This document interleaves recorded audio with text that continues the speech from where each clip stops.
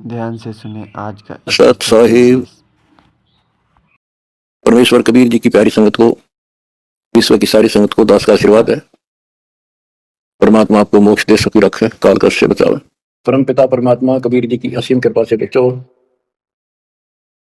आज हमारे अंदर अपने घर जाने की प्रबल प्रेरणा हुई है। बच्चों, कोई भी काम है उसकी विशेष जानकारी होने के बाद उसमें रुचि बनती है। इसी प्रकार अब हमें पता चला है कि इस लोक में हम गलत स्थान पर रह रहे हैं, और आपको यह भी याद दिलाया जाता है कि ये शरीर नहीं रहेगा। जिस परिवार को देखकर हम खूब खुश हैं और होना भी चाहिए, पर ये साथ कितने दिन का है यो तक भी ध्यान देते नहीं। इसके ध्यान ना देने से हम जन्म और मरण के इस महान कष्ट को भोग रहे हैं, इस महान कष्ट को झेल रहे हैं। अभी तक कोई इस तरह सच्चाई कहने वाला नहीं था। जैसे कोई यूं कह देता ना कि भाई ऐसे ऐसे हो सकता है, मृत्यु हो जाएगी, तो यूं कहा करते भाई, तो भाई ये बात ना बोला मृत्यु हो जाएगी, अच्छी बात बता। यानी यूं कहना बुरी बात मानने थे कि मुंह ना कह मौत भी हो जाएगी, कभी संसार भी छोड़ना पड़ेगा। यानी इस सच्चाई को अवॉइड करने की चेष्टा करते थे। तो बच्चों, कबूतर क्या करता है, जब बिल्ली निकट आ जाती है वो डर जाता है, उड़ने की बजाय आंखें बंद कर लेता है और सोच लेता है खतरा टल गया, तो वो उसकी गर्दन मरोड़ के खा जाती है। अब आंखें बंद करें काम नहीं चलेगा, ये तो खोलनी पड़ेगी, हिम्मत करनी पड़ेगी, यहां से उड़ना पड़ेगा, काल से बचना पड़ेगा। पहले जैसे 12 कबीर पंथ चले हैं, उससे पहले ये हिंदू धर्म, उसके बाद ये यहूदी धर्म, ईसाई धर्म, फिर मुसलमान धर्म, जैन धर्म, और ये 12 पंथ।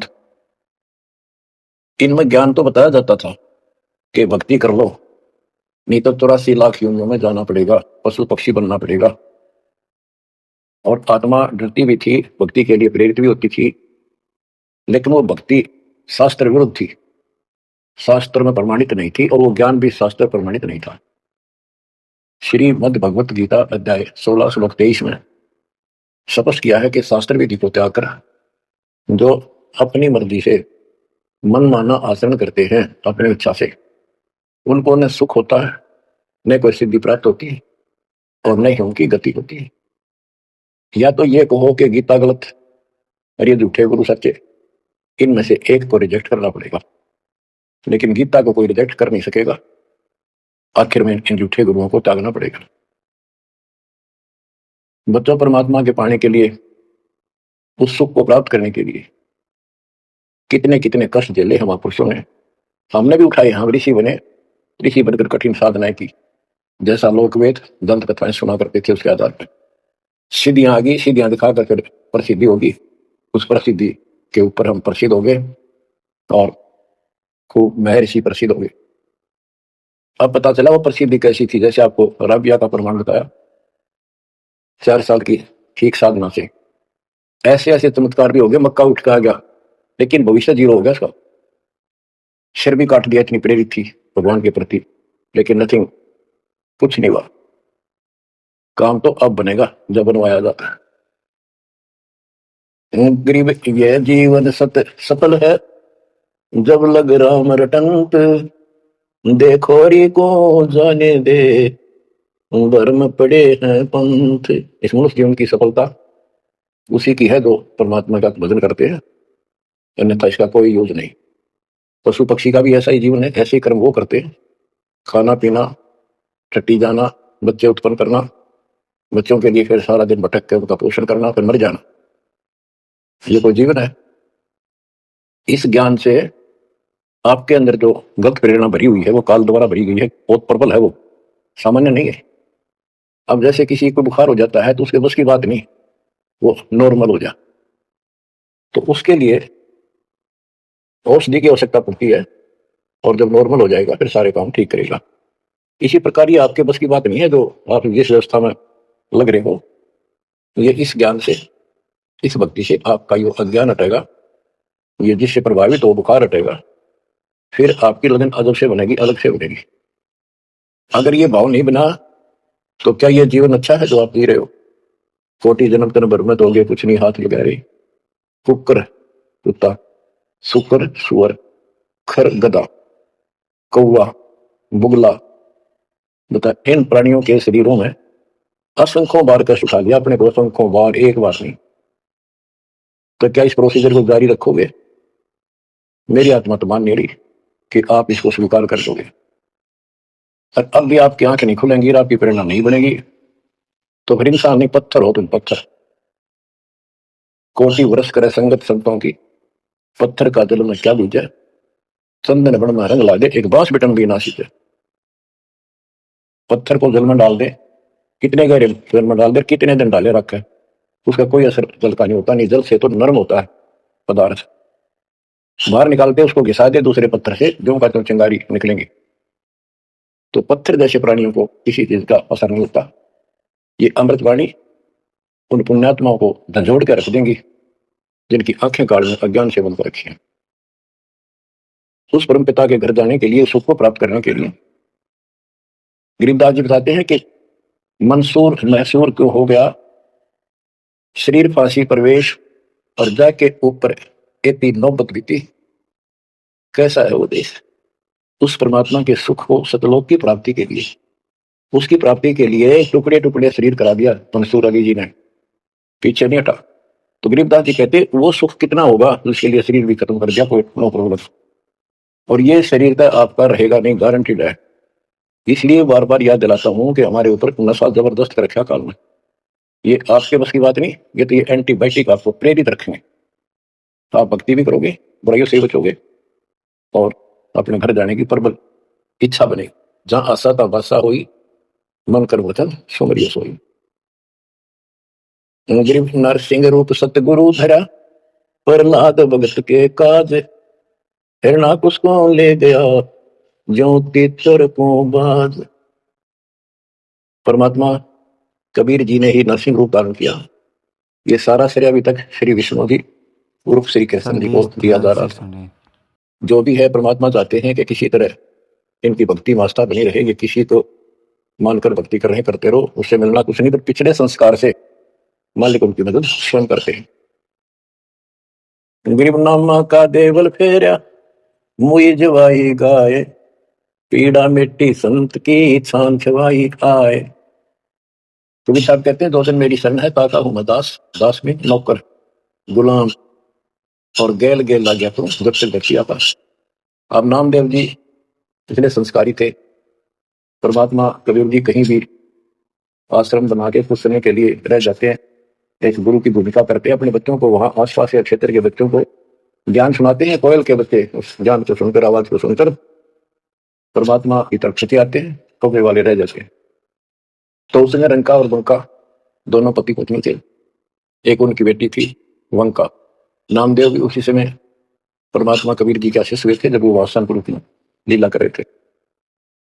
हम ज्ञान सुन लेते हैं, सारी बात करते हैं, पर अपनी जो पूर्व प्रेरणा है, पिछले जन्म के संस्कारों से भी हम बाज नहीं आते।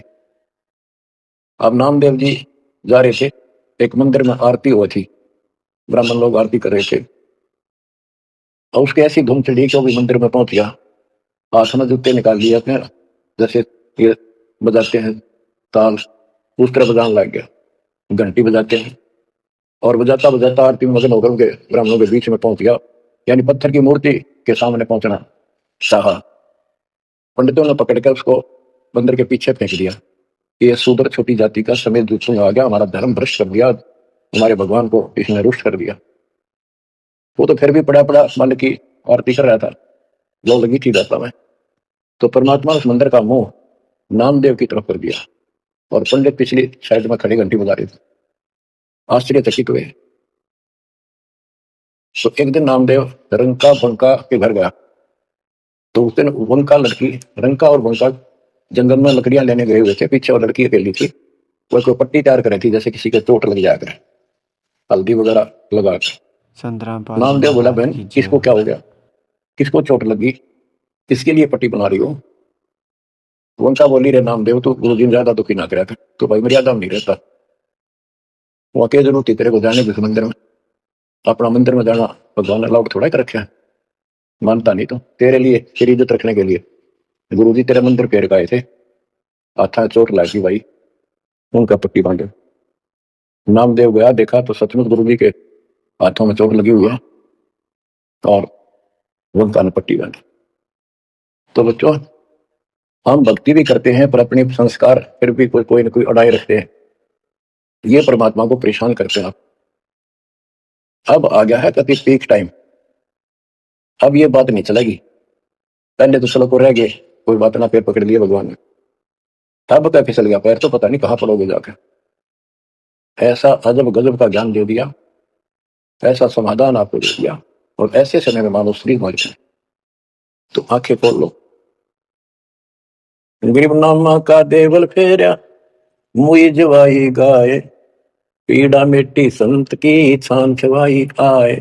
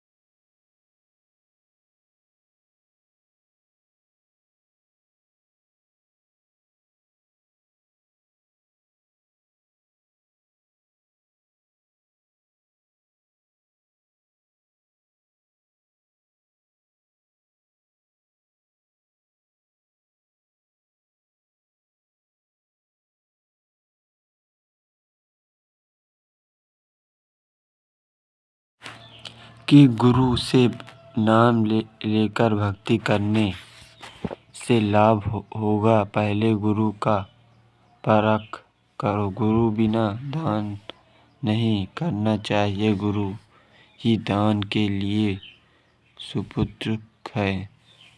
कुपुत्र को दान नहीं देना चाहिए। प्रमाण शब्द वाणी संख्या 1, 23, 26, 29, 30, 35, 36, 37, 40, 41, 45, 77, 85, 86, 90, 91, 101, 107, 108, 120 और 56। पुत्र को दान देना व्यर्थ। विशेष विवरण शब्द वाणी संख्या 56 में है, जिसमें कहा है कि कुपुत्र को दान देना तो ऐसा है जैसे अंधे यात्रा में चोरी कर ले गया हो, और सुपुत्र को दान देना ऐसा है जैसे उपजाऊ खेत में बीज डालना दिया हो। धर्म के तीर्थ पर जाना का वहाँ स्थान